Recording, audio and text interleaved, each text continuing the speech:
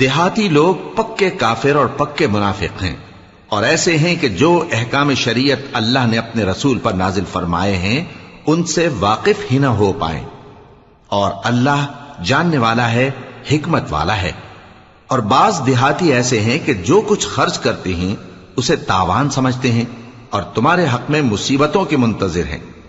انہی پر بری مصیبت واقع ہو، اور اللہ سننے والا ہے، جاننے والا ہے۔ اور بعض دیہاتی ایسے ہیں کہ اللہ پر اور روز آخر پر ایمان رکھتے ہیں، اور جو کچھ خرچ کرتے ہیں اس کو اللہ کے قرب اور پیغمبر کی دعاؤں کا ذریعہ سمجھتے ہیں۔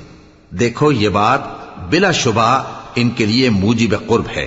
اللہ ان کو عنقریب اپنی رحمت میں داخل کرے گا، بے شک اللہ بخشنے والا ہے، مہربان ہے۔ جن لوگوں نے سبقت کی یعنی سب سے پہلے ایمان لائے، مہاجرین میں سے بھی اور انصار میں سے بھی، اور جنہوں نے نیکوکاری کے ساتھ ان کی پیروی کی،